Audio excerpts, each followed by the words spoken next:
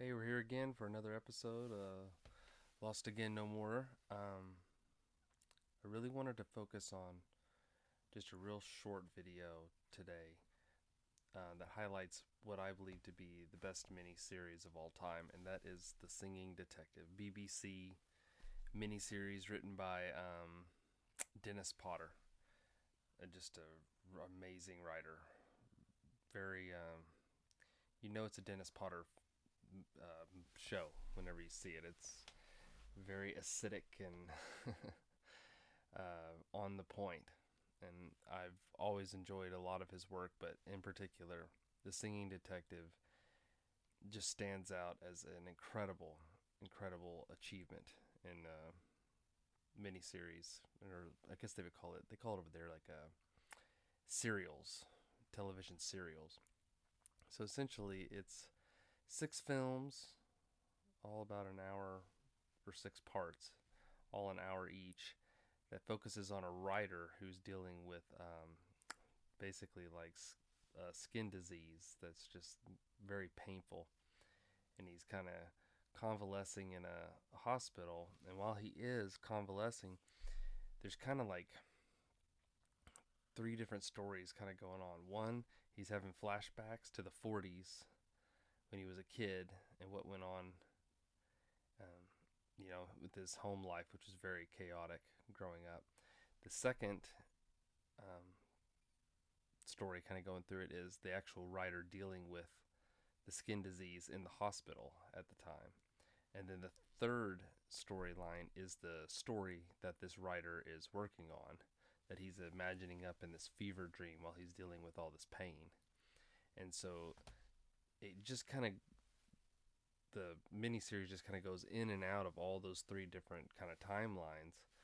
And essentially it's a story about, how the traumas and tribulations of our past, our memories help shape our identity, and whether we can push through that and become something new, or whether we let that, take us down. And I absolutely love this miniseries. It's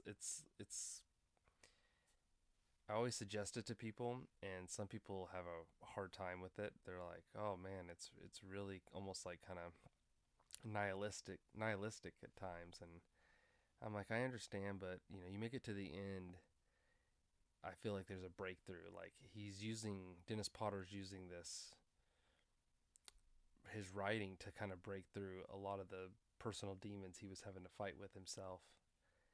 And I always tell people about it, and sometimes people like it, sometimes they don't.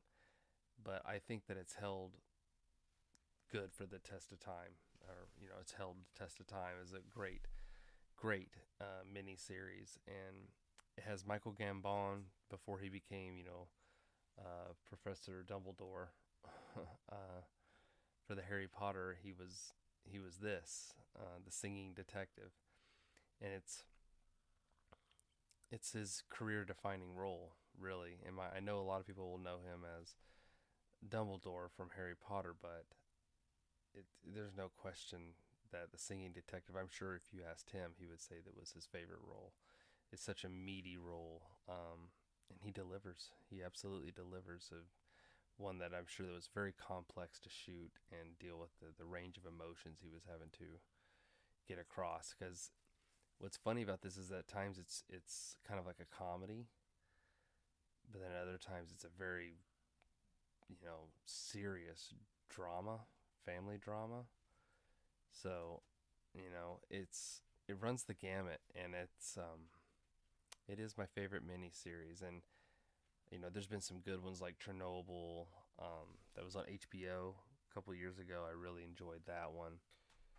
So like that Christoph Kieslowski Decalogue miniseries I was talking about earlier. So people consider that more of an actual film than a miniseries, because a miniseries is kind of focusing on one topic for multiple episodes, but the Decalogue is kind of 10 films spread out all over. So I mean, I know it was originally shot as a miniseries, but it's kind of debatable whether it's a true miniseries or a collection of 10 films about the 10 Commandments.